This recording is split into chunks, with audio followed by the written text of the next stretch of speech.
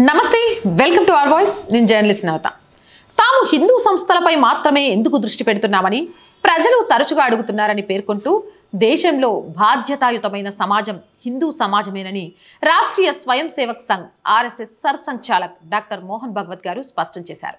ఆదివారం పశ్చిమ బెంగాల్లోని బల్దామాన్లో జరిగిన ఆర్ఎస్ఎస్ కార్యకర్తల సమావేశంలో మాట్లాడుతూ భారతదేశ వారసులు హిందువులు కాబట్టి తాము హిందువులను ఏకం చేయాలనుకుంటున్నామని తెలిపారు. ఈ రోజు ప్రత్యేక కార్యక్రమం కాదు. సంఘ్ గురించి తెలియని వారి మనస్సులో ఒక ప్రశ్న తలెత్తుతుంది. సంఘ్ ఏమి కోరుకుంటుందో మనం సమాధానం చెప్పవలసి వస్తే ఈ సంఘ్ హిందూ సమాజాన్ని నిర్వహించాలనుకుంటుందని నేను చెప్తాను. ఎందుకంటే దేశంలో బాధ్యతాయుతమైన సమాజం హిందూ సమాజం అని ఆయన చెప్పారు. భారతదేశానికి ఒక స్వభావం ఉంది. వారు సమాజంలోని ఒక వర్గం ఆ లక్షణాలన్నిటితో జీవించలేకపోయారు. కాబట్టి వారు ఒక ప్రత్యేక దేశాన్ని సృష్టించారు. హిందువులు ప్రపంచంలోని వైవిధ్యాన్ని అంగీకరించడం ద్వారా జీవిస్తున్నారు. ఈ రోజుల్లో మనం వైవిధ్యంలో ఏకత్వం అని అంటున్నాం. విద్యం ఐక్యత అని హిందువులు అర్థం చేసుకున్నారు అని ఆయన వివరించారు. భారత్ కేవలం భౌగోళికం కాదు, భారత్కి ఒక ప్రకృతి ఉంది.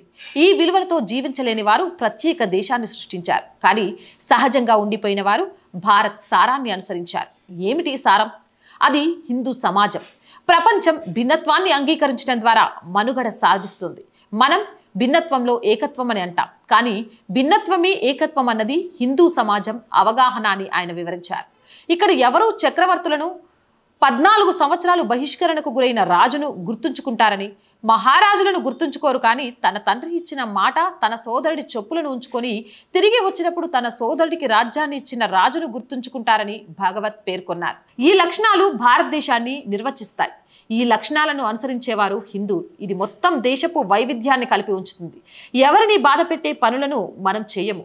పాలకులు, నిర్వాహకులు, గొప్ప వ్యక్తులు తమ పనిని తాను చేస్తారు. సమాజం దేశం పనిని చేయడానికి ముందుకు రావాలి అని ఆయన పిలుపునిచ్చారు. 10 రోజుల పర్యటన కోసం మోహన్ భగవత్ గారు పశ్చిమ బెంగాల్ వచ్చారు. వివిధ నగరాల్లో సంఘ్ ఏర్పాటు చేసిన మేధో మదన సదస్సులో ఆయన పాల్గొంటున్నారు. బెంగాల్ పోలీసులు మొదట అనుమతి నిరాకరించిన తర్వాత కలకత్తా హైకోర్టు ఆమోదించిన తర్వాత ఆ కార్యక్రమం నిర్వహించారు. ఏదేమైనా కానీ అసలు హిందూ అంటే ఏంటి? ఆర్ఎస్ఎస్ హిందువులకు ఎందుకు మద్దతుగా ఉంటుంది? ఆర్ఎస్ఎస్ అంటే హిందూ భావజాలం అనే వాళ్లకు ఒరే మూర్ఖులారా, భారతదేశ వారసులు ఎవరైనా హిందువులే. సంస్కృతిలో ఆ ప్రకృతిలో మమేకం అవ్వగలిగిన వాళ్ళు హిందువులుగా బ్రతుకుతున్నారు. మమేకం కాలేనోళ్ళు ఇంకో దారి వెతుక్కొని వెళ్ళారే తప్ప భారతదేశంలో భారతీయులము, భారతదేశ వారసులం అని చెప్పుకునే వాళ్ళంతా హిందువులే. ఎప్పటికైనా ఈ ధర్మాన్ని ఆచరించాల్సిందే. కాబట్టి మేము హిందువులు కోసం అంటే భారతదేశం కోసం మాత్రం పనిచేస్తూ ఉంటాం అనే విషయాన్ని చాలా క్లియర్ కట్గా చెప్పారు. ఇక ఇంకా అర్థం కాని మూర్ఖులు ఎవరైనా ఉంటే ఇంతకంటే వివరంగా చెప్పేవాళ్ళు దొరకరేమో అని నాకు అనిపిస్తోంది.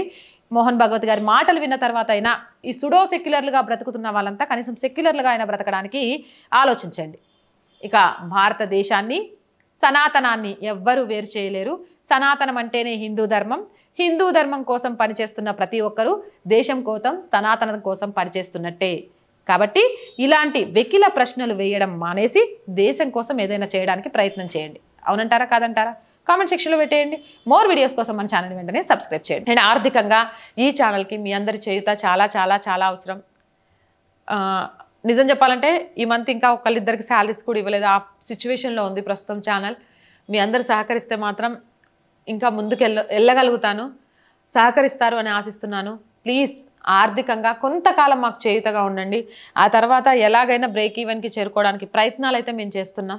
ఆ ప్రయత్నాలతో ముందుకు వెళ్తే ఖచ్చితంగా ఇలా సహాయం చేయండి అని అడగకుండానే ఛానల్ని నడపాలి అని కోరుకుంటున్నాను.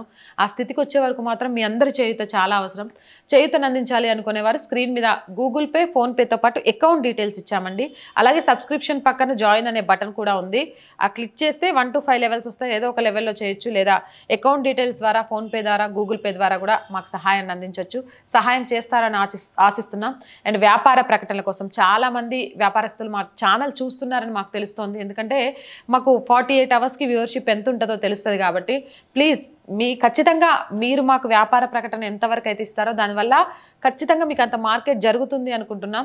దయచేసి వ్యాపార ప్రకటనల కోసం 8328500576 నెంబర్ని సంప్రదించండి.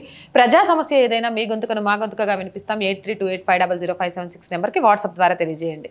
జై హింద్, జై భారత్.